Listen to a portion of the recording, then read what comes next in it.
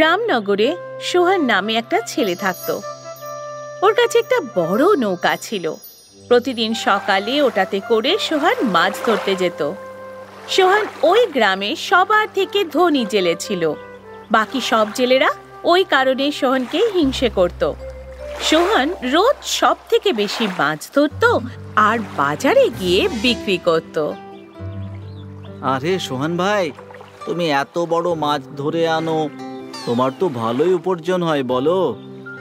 যা হয় সে সবই উপরওয়ালার কৃপা, ওনার জন্যই তো সব কিছু ভালোই চলছে। চলো, এর খুশিতে তোমার তরফ থেকে আজ আমাদের একটা ছোট পার্টি। এইভাবেই সোহানের মাছের ব্যবসা ভালোই চলছিল। সোহান মনির দিক থেকে খুবই ভালো মানুষ ছিল, আর সেই সুযোগে সব সময় ওর বন্ধুরা সোহানের কাছে টাকা ধার চাইতো। কিন্তু এই ব্যাপারটায় ওর স্ত্রী বিমলা খুবই রাগ করত। সমাজ সেবা করে আজ পর্যন্ত তুমি কি পেলে? আর এত সমাজ সেবার দরকারটাই বা কি? ভগবান তো সকলকেই হাত পা দিয়েছেন, নিজেরা পরিশ্রম করো আর নিজেরাই খা। তুমি তো ঠিকই বলছো বিমলা, কিন্তু আমার এখন কোনো জিনিসের প্রয়োজনই নেই। আর তাছাড়া বন্ধু বান্ধবের সাথে পার্টি করার মতো খারাপ কি?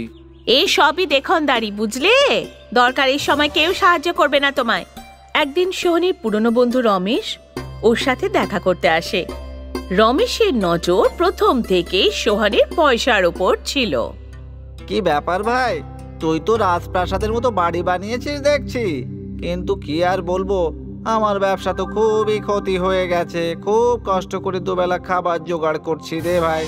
এ তো খুবই খারাপ খবর। তোর যদি কিছু দরকার লাগে তো আমাকে অবশ্যই বলবি। কিন্তু রমেশ ভাই, আপনার জুতো আর জামা কাপড় দেখে তো মনে হচ্ছে না যে আপনি খাবার খেতে পাচ্ছেন না। আপনার পেট তো জামা থেকে বেরিয়ে পড়ছে। ওসব তো আগের কথা, এখন নতুন কিছু কেনার মতো পয়সা আমাদের কাছে কোথায়? সোহান রমেশকে কাঁদতে দেখে ওকে কিছু টাকা ধার দেয়। রমেশ টাকা নিয়ে খুশি মনে সেখান থেকে চলে যায়। কিন্তু বিমলা সোহানের উপর খুব রেগে যায়। সোহান সব সময় ভাবতো বিমলা ওকে ভালো কাজ করতে দিচ্ছে না, কিন্তু ব্যাপারটা সেরকম নয়। আজ তো খুব বড় বড় মাছ ধরা পড়েছে, ভালো উপার্জন হবে। যাই, এগুলো নিয়ে গিয়ে মার্কেটে বেচে নিয়ে আসি। সোহানের মাছ নিমেষের মধ্যে বিক্রি হয়ে যায়। এটা দেখে সোহান খুবই খুশি হয়। জিনিসপত্র নিয়ে ও তাড়াতাড়ি বাড়ি ফিরে আসে। কি ব্যাপার, আজ তো তাড়াতাড়ি ফিরে এলে যে? বেশি মাছ ধরতে পারোনি নাকি? কি বলবো তোমায় গিন্নি, আজ খুব ভালো বিক্রি হয়েছে। সব মাছ নিমেষের মধ্যেই শেষ হয়ে গেছে। কিছুক্ষণ পরে সোহানের বাড়ির সামনে লোকের ভিড় জমতে থাকে। সবাই সোহান মুর্দাবাদ বলে চিৎকার করছিল। সোহান আর বিমলা বুঝতেই পারে না যে কি হয়েছে। এরা এরকম ভাবে চিৎকার করছে কেন গো?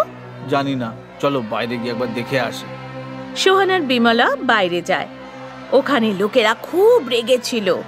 কি হয়েছে ভাইরা? আরে তোমরা সবাই এইভাবে চিৎকার করছো কেন? তোমার মাছকে আমাদের পরিবারের লোকেরা অসুস্থ হয়ে পড়েছে, আর কিছু লোক তো হাসপাতালেও ভর্তি। এটা কি করে সম্ভব? প্রতিদিনের মতো আজও তো আমি নদী থেকে টাটকা মাছ তুলে এনেছি। ওই সব কিছু আমরা জানি না। তোমাকে সবার টাকা ফেরত দিতে হবে, আর শুধু তাই না, সবার চিকিৎসার খরচও তোমাকেই দিতে হবে, সেই থেকে ক্ষতিপূরণও। সোহান ভেবেই পাচ্ছিল না কিভাবে এসব কিছু হলো। সোহান কিন্তু খুবই সৎ মনের মানুষ, তাই ও সকলের টাকা ফেরত দিয়ে দেয়, আর ওদের পরিবারের অসুস্থ লোকদের দেখতে হাসপাতালেও যায়। আমাদের কাছে আর বেশি টাকা নেই, পুরো টাকাটাই মাছ খেয়ে অসুস্থ হয়ে পড়া লোকেদের দিতে হয়েছে। এখন শুধুমাত্র বাড়ি আর আমার নৌকাটাই অবশিষ্ট আছে। নৌকাটা বেচে দিলে উপার্জন করব কি করে? এই বাড়িটা আমাদের বিক্রি করতে হবে।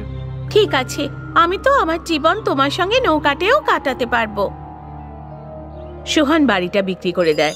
সোহান আর বিমলা ওদের নৌকাতে থাকতে শুরু করে। সোহান প্রতিদিন মাছ ধরে বাজারে বিক্রি করতে নিয়ে যায়। মাছ নিয়ে যাও, মাছ, টাটকা টাটকা মাছ। পুরো দিন কেটে যায়, কিন্তু সোহানের একটা মাছও বিক্রি হয় না। ও পুরো হতাশ হয়ে যায়।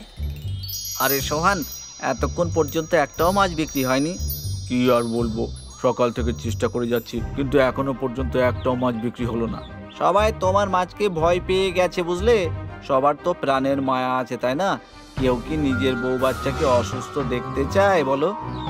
কিন্তু ওটাতে আমার কোনো ভুল ছিল না, আর তাছাড়া আমি তো সবার ক্ষতিপূরণও দিয়েছি। কিন্তু আমরা তোমাকে বিশ্বাস করব কিভাবে?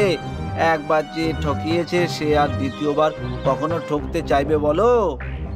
সোহান নিজের বন্ধুর মুখ থেকে এরকম কথা শুনে হতাশ হয়ে যায় আর ফিরে যায় বিমলার কাছে নিজের নৌকায়। কি হয়েছে, আজ আসতে এত দেরি হলো? মনে হয় ভালো রোজগার করেছো। সেরকম কিছু হয়নি, আজ পর্যন্ত মাছও বিক্রি হয়নি, কেউ আমার কাছ থেকে মাছও কিনতে চাইছে না। তুমি একবার তোমার বন্ধু রমেশের কাছে সাহায্য চাও না? তুমিও তো দরকারের সময়কে সাহায্য করেছিলে। এখন সবকিছু বদলে গেছে। যখন আমার কাছে পয়সা ছিল তখন সবাই আমার কাছে সাহায্য চাইতে আসতো, কিন্তু এখন সবাই আমার এই অবস্থায় মজা করছে। আমরা কাল থেকে আবার মাছ ধরে নদীর ওপাশের গ্রামে বেচতে যাব। সেখানে তো আমাদের কেউ চেনে না। ঠিক আছে, তুমি যখন বলছো তখন ওই গ্রামে গিয়ে দেখি কি হয়। পরের দিন যখন সোহান আর বিমলা মাছ ধরার জন্য নদীতে নৌকা নামায়, তখন বাকি সব জেলেরা এসে প্রতিবাদ জানায়। তুমি নদীতে নৌকা নামাতে পারবে না। এরকম কেন বলছো মদন ভাই? একবার তুমি আমাদের বিপদে ফেলেছিলে, এখন আমরা আর কখনো এটা করতে দেব না। ঠিক আছে, আমরা নৌকা নিয়ে এই গ্রাম ছেড়ে চলে যাচ্ছি। বিমলা আর সোহান নৌকা নিয়ে নদীতে চলে যায়। ঘন্টার পর ঘন্টা ওরা চলতে থাকে, কিন্তু আশেপাশে কোনো গ্রাম ওদের চোখে পড়ে না। তখনই বিমলা নদীতে সোনার মতো চকচক করছে এমন একটা মাছ দেখতে পায়। বিমলা তাড়াতাড়ি জাল ফেলে ওই সুন্দর মাছটাকে ধরে ফেলে। এটা তো কোনো জাদু মাছ বলে মনে হচ্ছে। এর রংটা দেখো, পুরো সোনার মতো চকচক করছে। যদি এই মাছটা বাজারে বিক্রি করি তবে ভালো দাম পাবো। এই মাছটাকে খুব যত্নে রাখতে হবে। আমরা এই মাছের ফার্মিং করব, আর এর সোনার মতো ডিম বাজারে বিক্রি করব। তুমি ওই গল্পটা জানো না, সোনার ডিম পাড়া মুরগি কখনোই কাটতে নেই। ঠিক বলেছ তুমি। বিমলা আর সোহান এক গ্রামে আসে। সেখানে নিজেদের নৌকা বিক্রি করে জমি কিনে সেখানে একটা পুকুর বানায় আর সোনার মতো মাছটার ফার্মিং শুরু করে। কিছুদিনের মধ্যেই মাছটা সোনার মতো ডিম পাড়ে। আমরা এই সোনার মতো ডিম বিক্রি করে অনেক টাকা রোজগার করব। ধীরে ধীরে বিমলা আর সোহান ওই সোনার মতো ডিম বিক্রি করে আবার বড়লোক হয়ে যায় আর নিজেদের গ্রামে ফিরে আসে। সোহানের কাছে টাকা দেখে গ্রামবাসীরা আবার টাকা চাইতে আসে ওর কাছে। আরে বন্ধুদের কথাই কখনো রাগ করতে নেই, তুই তো আমার প্রিয় বন্ধু। মিথ্যে বন্ধুত্ব দেখানো বন্ধ করে দাও। আমাদের যখন দরকার ছিল তখন তুমি আমাদের অপমান করে মজা লুটছিলে। চলে যাও এখান থেকে। সোহান মানুষকে চিনতে শুরু করে আর বেঈমান বন্ধুদের থেকে দূরে থাকে। সোনার মাছের সাহায্যে ওদের জীবন খুব ভালোভাবে কাটছিল। এই গল্পটা হলো গভীর সমুদ্রের। সমুদ্রের মাঝামাঝি দুটো কলোনি ছিল, একটা ডলফিনের কলোনি আর একটা সোয়ার্ড ফিশের কলোনি। এই দুটো কলোনিতে প্রায় ঝামেলা হয়ে থাকতো। এক সময়ের কথা, একটা ছোট সোয়ার্ড ফিশ খেলতে খেলতে ডলফিনের কলোনিতে ঢুকে পড়ল আর সঙ্গে সঙ্গে কয়েকটা ডলফিন মিলে ওকে ঘিরে ফেলল। এই বাচ্চা, তুই এখানে পা রাখলি কি করে? তুমি কি জানো না যে এটা ডলফিনের এলাকা? এই নাও বাচ্চা, তুমি কি ভাবলে যে আমার তোমাকে স্বাগত জানাবো? আমাদের এলাকায় তোমার আসা উচিত হয়নি। এটা ডলফিনের কলোনি। তুমি কি জানো না যে ডলফিনেরা মাছের প্রজাতির মধ্যে সবথেকে উঁচু জাতের? হ্যাঁ, আমরা হলাম মহান, আমাদের মতো কেউ খেলা দেখাতে পারবে না একেবারে। তখনই ডলফিনের রাজা সেখানে পৌঁছালো। সব থেকে বড় ডলফিনকে দেখে সোয়ার্ড ফিশের বাচ্চাটা ভয় পেয়ে গেল আর কাঁদতে লাগলো। আমি ভুল করে এখানে এসে পড়েছি, দয়া করে আমাকে ফিরে যেতে দাও প্লিজ প্লিজ। ঠিক আছে, এরপর কখনোই কলোনিতে পা রাখবে না। হ্যাঁ হ্যাঁ, আর কখনো আসবো না। রাজার আদেশে সব ডলফিনগুলো একদিকে সরে গেল আর ওই সোয়ার্ড ফিশের বাচ্চাটা আবার নিজের কলোনিতে চলে গেল। তারপর আর কখনো ওই বাচ্চা আর ডলফিনের কলোনিতে যায়নি। কয়েকদিন আগে এই ঘটনাটা ঘটেছিল, আর একটা ডলফিনের বাচ্চা সোয়ার্ডফিশের কলোনিতে চলে এলো। আর দেখতে দেখতে ডলফিনের আশেপাশে সোয়ার্ডফিশের ভিড় জমা হয়ে গেল। আরে বাবা, তুমি ভুল জায়গায় এসে পড়েছো। আরে দাঁড়াও দাঁড়াও, তোমরা সবাই মিলে ওকে ভয় দেখাচ্ছ। বেচারা বাচ্চা ভয় পেয়ে যাবে। সরো সরো, সবাই সরে যাও। সোনা, তোমার নিজের কলোনিতেই থাকা উচিত। এই জায়গাটা তোমার জন্য সুরক্ষিত নয়। সমস্ত সোয়ার্ডফিশরা মিলে এই ডলফিনের বাচ্চাটাকে ওর কলোনিতে পৌঁছে দিল। সেখানে ডলফিনের রাজা যখন দেখল যে একটা ছোট ডলফিনকে এতগুলো সোয়ার্ডফিশ মিলে ঘিরে রেখেছে, তখন ও ভীষণ রেগে গেল। তোমাদের লজ্জা করেন না? একটা ছোট্ট বাচ্চার উপর এতগুলো লোক মিলে হামলা করছো। আপনার কোথাও একটা ভুল হয়েছে। আমরা তো ওকে এখানে সাবধানে পৌঁছাতে এসেছিলাম। ও বেচারা ভুল করে আমাদের কলোনিতে চলে গেছিল। তাতে কি হয়েছে? এটা একটা ডলফিন, আর সমুদ্রে যে কোনো জায়গায় যেতে পারে। এটা ওর অধিকার। তোমরা ছোট শর্টফিশ কে যে ওকে রাস্তা বানানোর চেষ্টা করছো, এটা তো অন্যায় কথা। তখনই ব্যাপারটা সামলাতে গিয়ে সোয়ার্ডফিশ নায়ক বলল, ঠিক আছে, আমাদের কাজ ছিল আপনাদের বাচ্চাকে সমাধানে পৌঁছে দেওয়া। বাকিটা আপনি নিজে দেখে নিন। চলো সবাই ফিরে চলো। সব সোয়ার্ডফিশ আবার নিজেদের কলোনিতে ফিরে গেল। কয়েক মাস পর এই সমুদ্রে কিছু থাকতে এলো। ডলফিনের রাজা তাদের সাথে দেখা করতে গেল। আপনারা আমাদের অতিথি। আপনারা তো জানেন যে এই সমুদ্রে আমরাই রাজত্ব করি। কখনো আমাদের কলোনিতে আসুন আমাদের অতিথি হয়ে। ওয়েলদের রাজা চিন্তায় পড়ে গেল। এই ডলফিনরা নিজেদের অনেক বড় মনে করে, আমাদের সামনে ওদের অস্তিত্বই বাকি। এটাই সঠিক সুযোগ এদের শিক্ষা দেওয়ার। আমরা সবাই কাল আপনাদের ওখানে যাব। পরের দিন ডলফিনরা ওয়েলদের আসার অপেক্ষা করছিল। যখন ওয়েল এখানে এলো, তখন সোয়ার্ডফিশরা বিপদের গন্ধ পেল। নিশ্চয়ই কোনো বড় বিপদ হবে, আর নিশ্চয়ই বিপদটা এই ডলফিনগুলোই ডেকে এনেছে। কিন্তু আমাদের ওদেরকে সাহায্য করা উচিত। যেমনই হোক, ওরা আমাদের প্রতিবেশী। আমি অহংকারী ডলফিনকে সাহায্য করতে চাই না। না, এটা খুব অন্যায় কথা। সে ডলফিন অহংকারী হোক না কেন, ও হলো আমাদের প্রতিবেশী, আর আমাদের প্রতিবেশী ধর্মের পালন করা উচিত। এদিকে ওয়েলসের দল ডলফিনদের কলোনিতে এসে পৌঁছালো। আসুন আসুন, আমরা আপনাদের জন্য অপেক্ষা করছিলাম। আশা করি আমাদের এই পুরো কলোনিটা আপনাদের ভালো লেগেছে। এমনিতেও এই গোটা সমুদ্রে আমাদেরই রাজত্ব চলে। তুমি কি নিজেকে সমুদ্রের রাজা ভাবো? তোমরা আমাদের সামনে এতটাই ছোট। তোমরা এটা ভাবলে কি করে যে এই সমুদ্রে তোমাদেরই রাজত্ব, আর তোমরা এখানকার রাজা হয়ে থাকবে? ওয়েলদের রাজার আদেশে সমস্ত ওয়েলস ডলফিনদের ওপর ঝাঁপিয়ে পড়ল। ওয়েলস ডলফিনের শরীরের তুলনায় বড় আর শক্তিশালী ছিল। এই কারণে অনেক ডলফিন আহত হয়ে গেছিল। সাহায্য করো, কেউ আমাদের সাহায্য করো। ডলফিনদের কান্না আর চিৎকার শুনে সোয়ার্ডফিশের দল ওয়েলদের ঘিরে ফেলল।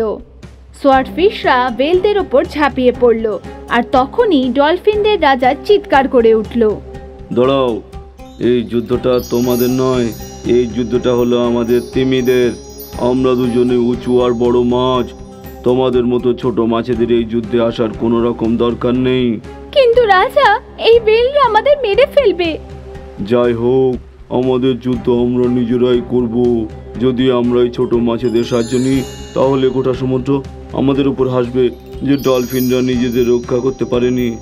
আর একবার ভেবে নিন, আমরা এখানে আমাদের প্রতিবেশী ধর্মের পালন করতে এসেছিলাম, আপনাদের হেনস্থা করতে নয়।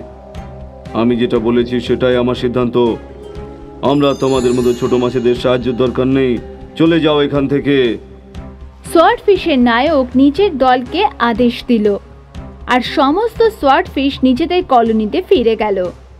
আর ওয়েলরা ডলফিনদের সাথে যুদ্ধ চালু রাখলো। এক এক করে সমস্ত ডলফিন আহত হয়ে গেল। কিছু ডলফিনরা মারাও গেল। এখন শুধু আমরা এই সমুদ্রের রাজা। ওয়েলরা ডলফিনদের গোটা কলোনি নষ্ট করে দিল, আর তারপর সেখান থেকে ফিরে গেল। ডলফিনদের রাজা আর বেঁচে নেই। অনেক ডলফিন আহত হয়েছিল। ডলফিনদের নিজেদের অহংকার ডুবিয়ে দিল। এই গল্পটা আমাদের এটাই শেখায় যে অহংকার কখনো কাউকে ছাড়ে না, সেটা যদি অহংকারী ডলফিন হয় বা অহংকারী রাবণ।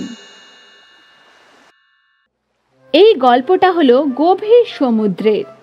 সমুদ্রের মাঝামাঝি দুটো কলোনি ছিল, একটা ডলফিনের কলোনি আর একটা সোয়ার্ড ফিশের কলোনি। এই দুটো কলোনিতে প্রায় ঝামেলা হয়ে থাকতো।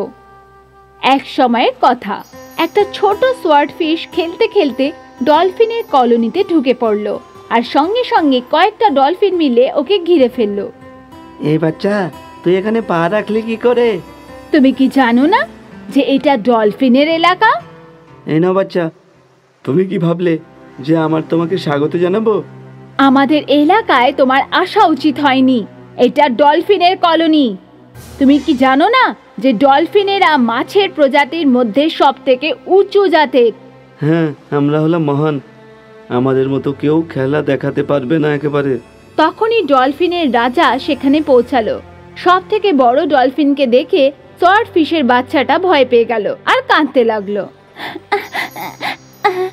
আমি ভুল করে এখানে এসে পড়েছি, দয়া করে আমাকে ফিরে যেতে দাও প্লিজ প্লিজ।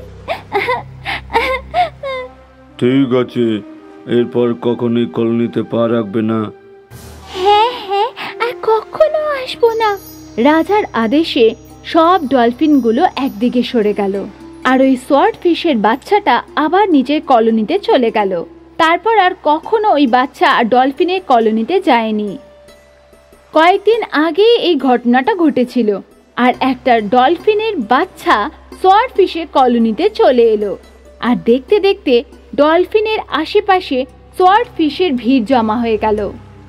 আরে বাবা, তুমি ভুল জায়গায় এসে পড়েছো। আরে দাঁড়াও দাঁড়াও, তোমরা সবাই মিলে ওকে ভয় দেখাচ্ছ। বেচারা বাচ্চা ভয় পেয়ে যাবে। সরো সরো, সবাই সরে যাও। সোনা, তোমার নিজের কলোনিতেই থাকা উচিত। এই জায়গাটা তোমার জন্য সুরক্ষিত নয়।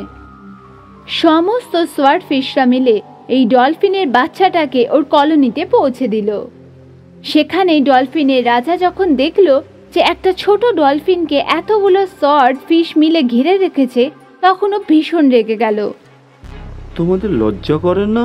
একটা ছোট্ট বাচ্চার উপর এতগুলো লোক মিলে হামলা করছো। আপনার কোথাও একটা ভুল হয়েছে। আমরা তো ওকে এখানে সাবধানে পৌঁছাতে এসেছিলাম। ও বেচারা ভুল করে আমাদের কলোনিতে চলে গেছিল।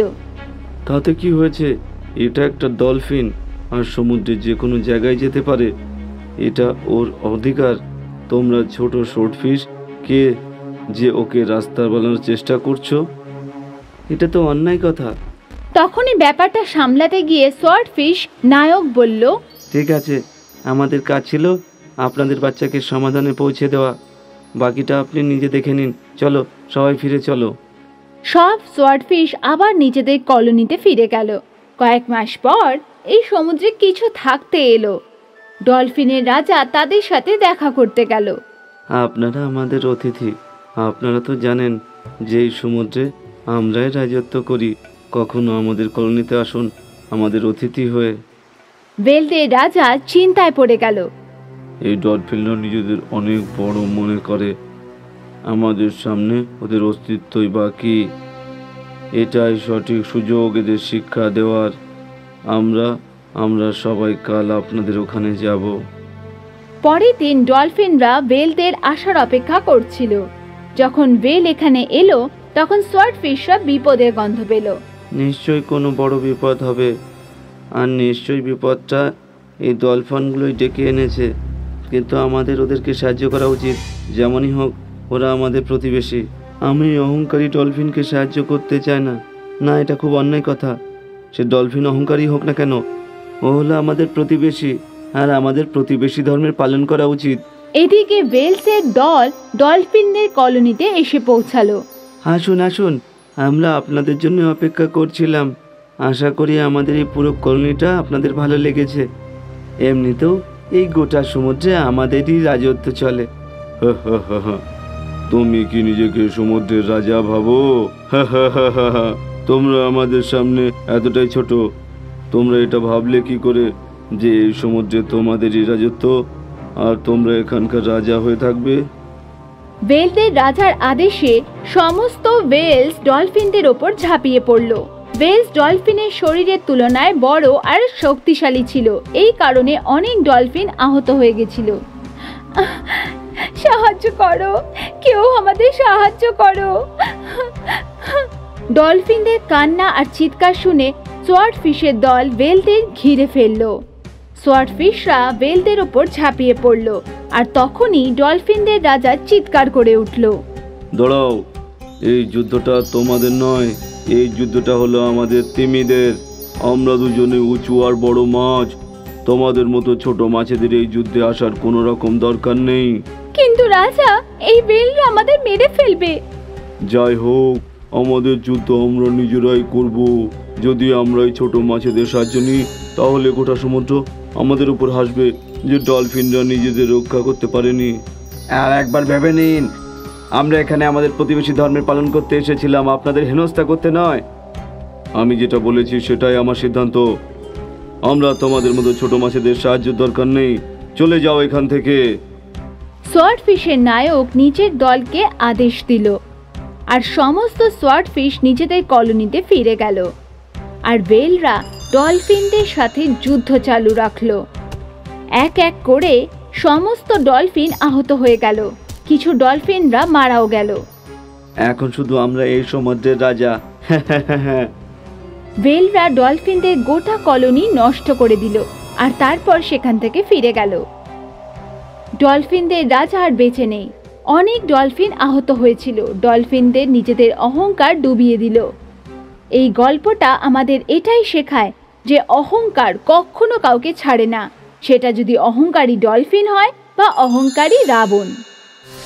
ওয়াসাই গ্রামে একটা শিক্ষিত যুবক থাকতো, নাম যোগেশ। যোগেশের বিয়ে ওরই গ্রামের একটা মেয়ে সেবান্তার সাথে হয়েছিল। সেবান্তা একটা জেলে পরিবারের মেয়ে ছিল। বিয়ের পরে ওরা দুজনেই খুব সুখে ছিল। সেবান্তা যোগেশকে রোজ টিফিন দিত, আর যোগেশ রোজ নিজের দপ্তরে চলে যেত। এদের জীবন খুব ভালোই কাটছিল। আর তারপর 2 বছর পরে সেবান্তা একটা ছেলেকে জন্ম দিল।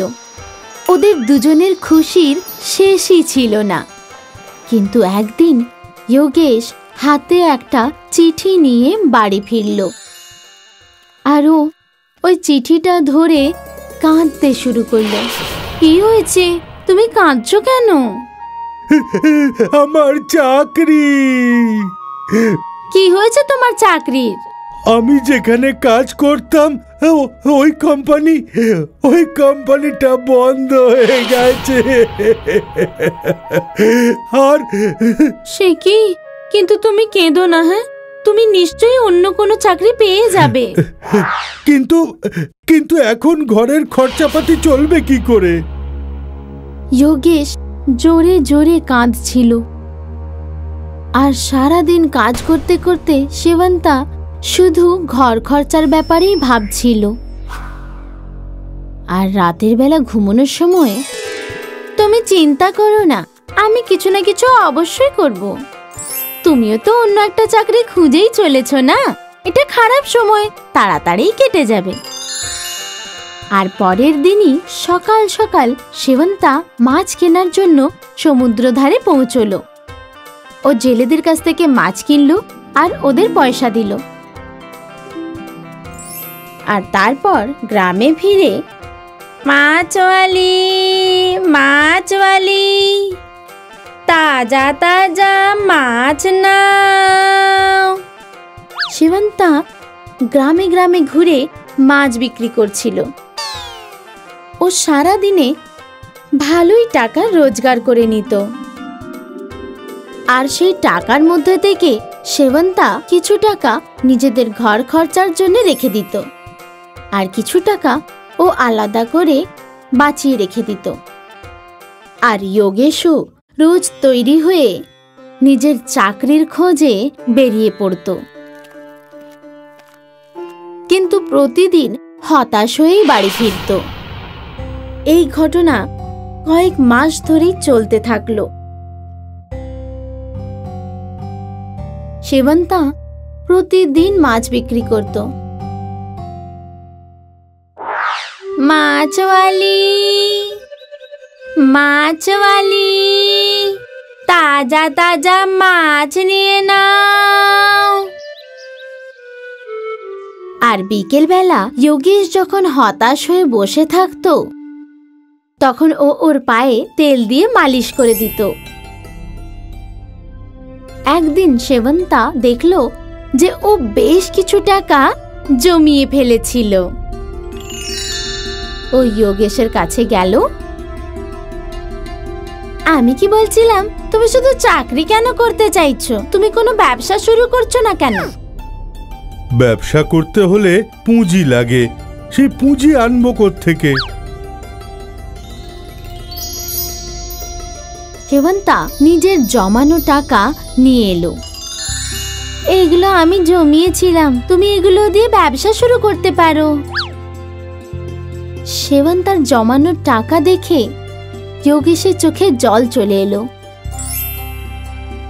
আর তারপর যোগেশ গ্রামে একটা দোকান খুলল।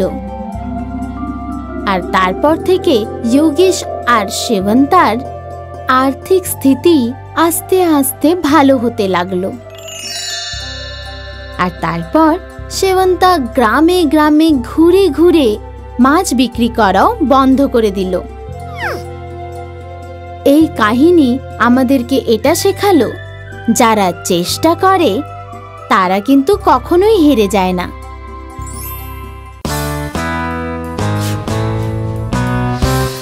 মিতালি, এই দেখো, দুধের স্বরকে এইভাবে ভালো করে ফুটিয়ে তার থেকে শুদ্ধ দেশি ঘি বানানো হয়। ঠিক আছে ঠাম্মা। আচার বানানোর জন্য সবার আগে যেটা দরকার তা হলো আমকে ভালো করে শুকিয়ে নিতে হবে। কেন ঠাম্মা?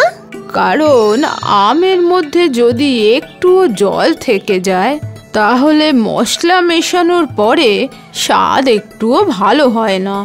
ঠিক আছে ঠাম্মা, আমি বুঝতে পেরেছি। এইভাবে মিতালি তার ঠাকুমার থেকে অনেক কিছু জিনিস বানানো শিখল। মিতালি রান্না করতে খুব ভালোবাসতো। সময় এগোতে লাগলো, আর এখন মিতালি সুন্দরী এক যুবতী হয়ে উঠেছিল। ঠাকুমা মিতালির বিয়ে এক সুপুরুষ যুবক মহেশের সাথে দিলেন। মিতালি আর মহেশ তারা একসাথে আনন্দে দিন কাটাচ্ছিল। 1 বছর পর মিতালি আর মহেশের 2 যমজ সন্তান হলো, যাদের নাম তারা অলোক আর আদিত্য রাখল। দুজনের সুখেই দিন কাটছিল। মহেশ তার দায়িত্ব খুব ভালোভাবে পালন করছিল। কিছু সময় পর মিতালির ঠাকুমা মারা গেলেন। কেঁদে কেঁদে মিতালির শরীর খারাপ হয়ে গেল। এখন মিতালির জীবনে ওর আপনজন বলতে শুধু 3 জন ছিল, মহেশ আর তার 2 সন্তান। মিতালি নিজেকে সামলে নিল, আর তারপর তার স্বামী ও সন্তানদের সেবায় ব্যস্ত হয়ে পড়ল।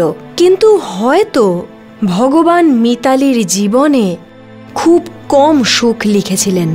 একদিন মহেশের খুব বড় একটা অ্যাক্সিডেন্ট হলো, যার ফলেও শয্যাশায়ী হয়ে গেল। মিতালি এটা বুঝতে পারছিল না যে কিভাবে সে নিজেকে সামলাবে এবং সন্তানদের বড় করে তুলবে। কিছুদিনের মধ্যেই তাদের ঘরে খাদ্যের অভাব দেখা দিল। তাদের কাছে ওষুধ কেনারও টাকা ছিল না। আর তারপর একদিন মহেশও এই পৃথিবীর মায়া ত্যাগ করল।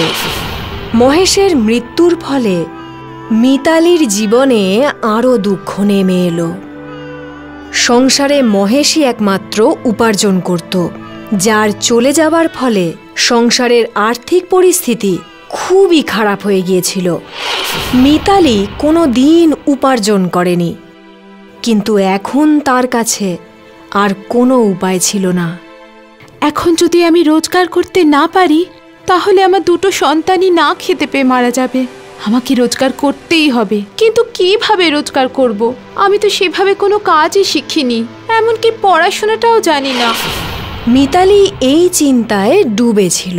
সে বুঝতে পারছিল না যে তার কি করা উচিত। হঠাৎ তার নজর ঘরে থাকা এক পাত্রর দিকে গেল। আচার, হ্যাঁ, আমি তাহলে আচার বানিয়ে বিক্রি করতে পারি। মিতালি আচার বানাতে শুরু করলো, আর যেই তার আচার তৈরি হয়ে গেল, সে সেটাকে একটা বড় পাত্রে ভরে ফেলল। এই আচার মিতালি বাজারে নিয়ে গেল। সেখানে চেঁচিয়ে চেঁচিয়ে মিতালি আচার বিক্রি করল। বেশ অনেকে মিতালির থেকে আচার কিনল। আর সন্ধে হওয়ার পর মিতালি বাড়িতে এসে তার উপার্জন দেখে খুব খুশি হলো। সেই টাকা দিয়ে মিতালি আরও আম কিনল আর তার 2 সন্তানের জন্য খাবার জিনিস কিনে নিয়ে গেল। পরদিন মিতালি আবার আচার বানালো। আবারও সে বাজারে গিয়ে সেগুলো বিক্রি করল। কিছুদিনের মধ্যেই মিতালির আচার পুরো শহরে খুবই বিখ্যাত হয়ে উঠেছিল। আর এখন সবাই লাইন দিয়ে মিতালির আচার কিনতে শুরু করলো। মিতালি খুশি ছিল, কারণ সে প্রয়োজনের তুলনায় বেশি উপার্জন করছিল। আর তার 2 সন্তানের লালন পালন বেশ ভালোভাবেই হচ্ছিল। কয়েক বছরের মধ্যেই মিতালির 2 ছেলে বড় হয়ে গেল। আর এখন তারা দুজনেই এক ভালো স্কুলে লেখাপড়া করছিল। মিতালি আচার বানিয়ে বানিয়ে একটা বেশ বড় বাড়ি বানিয়ে ফেলল। আর এখন মিতালি বাজারে একটা বড় দোকানও কিনে ফেলেছিল। এখন সে আচারের সাথে সাথে অন্য আরও অনেক কিছু বিক্রি করছিল। মিতালি তার সাহায্যের জন্য আরও অনেককে কাজে নিযুক্ত করল। এর ফলে গ্রামের অনেক গরিব মহিলা কাজও পেয়ে গেল, আর তাদের জীবন সুখে শান্তিতে ভরে উঠল। যত দিন যাচ্ছিল মিতালির রোজগার ততই বাড়ছিল। মিতালি তার ব্যবসা বাড়ানোর জন্য নতুন প্রযুক্তির সাহায্য নিল। তার সেই ছোট্ট ব্যবসা এখন বিশাল এক ফ্যাক্টরি হয়ে উঠেছিল। আর বাজারের তার সেই ছোট্ট দোকানটা বিশাল বড় এক কোম্পানি হয়ে উঠেছিল।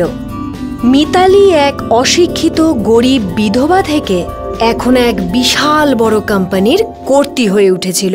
আর এখন যখন রিপোর্টার তাকে জিজ্ঞেস করলেন, আচার বানিয়ে আপনি এত বড় একটা কোম্পানি তৈরি করলেন, ম্যাডাম, আপনি কি এটা আমাদের বলবেন? এর পেছনে আপনার প্রেরণা কি ছিল? প্রয়োজন, যদি আমার রোজগার করার প্রয়োজন না থাকতো তাহলে আমি আচারও বানাতাম না, আর এত বড় ব্যবসাটাও হতো না। মিতালি ম্যাডাম, আপনার এই সাহসিকতার জন্য আপনাকে কুর্নিশ, আর আমার শুভেচ্ছা রইল যাতে আপনার এই ব্যবসা খুবই দ্রুত আন্তর্জাতিক ব্যবসার রূপ নিতে পারে। তাহলে ম্যাডাম, আপনার এই জীবনের গল্প থেকে আমরা এই শিক্ষা পাই যে জীবনে সফল হতে গেলে সব সময় কঠোর পরিশ্রম করা প্রয়োজন।